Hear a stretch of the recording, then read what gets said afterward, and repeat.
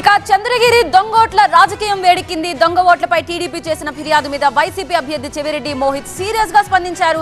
చంద్రగిరి నియోజకవర్గంలో 1,00,000 దొంగ ఓట్లు చేర్చామని నిరూపిస్తే తాను నామినేషన్ కూడా వేయనంటూ సవాల్ విసిరారు. తప్పుడు ఆరోపణలు చేస్తున్న వారందరిపై న్యాయపరమైన చర్యలు తీసుకుంటామన్నారు మోహిత్. కానీ ఈరోజు ఈసీ దగ్గరికి పోయి 1,00,000 ఓట్లు చంద్రగిరిలో ఉన్నాయి, 1,00,000 ఓట్లు అది కూడా దొంగ ఓట్లు మీరు నమోదు చేశారని చెప్పడం నిజంగానే చాలా బాధ అనిపిస్తుంది. ఏదో 1,00,000 ఓట్లు 1,000 ఓట్లు దొంగ ఓట్లు ఉన్నాయని చెప్పి తప్పుడు ఆరోపణ చేయడం సరికాదు. నాకు తెలిసి వాళ్ళు ఫామ్ 8లు ఫామ్ 7లు కరెక్షన్లు అన్నీ లెక్కేసి 1,10,000 ఏదో ఒక నెంబర్ ఏదో ఫిగర్ చెప్తే బాగుంటుందని చెప్పి ఈ విధంగా ఫిగర్ 1,00,000 అనేది ఒక ఫిగర్ అనేది ఒకటి చెప్తున్నారని చెప్పి నేను భావిస్తున్నాను. తప్పకుండా ఇది ఏమాత్రం నిజం లేదు. ఒకటే చెప్తాను, నిజంగానే 1,00,000 దొంగ ఓట్లు ఉంటే నేను నామినేషన్ కూడా వేయనని చెప్పి వాళ్ళకి సవాల్ చేస్తున్నాను. ఎందుకంటే 1,00,000 ఓట్లు దొంగ ఓట్లు చేస్తే ఇంత పెద్ద ఈసీ, ఇంత పెద్ద వ్యవస్థ, ఇంతమంది మేము ఎవరు అవసరం లేదు. సూటిగా చెప్తున్నాం మళ్ళీ ఒక్కసారి.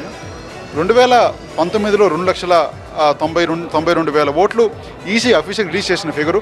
మొన్న డ్రాఫ్ట్ రిలీజ్ చేసినప్పుడు ఎంత ఫిగర్ ఒకసారి మీరు కనుక్కుంటే 3,08,000 ఓట్లు. ఈ రెండు తప్పున్నాయని వాళ్ళకి నిరూపిస్తే వాళ్ళు ఏం చెప్తే నేను చేస్తానని తెలియజేస్తున్నాను.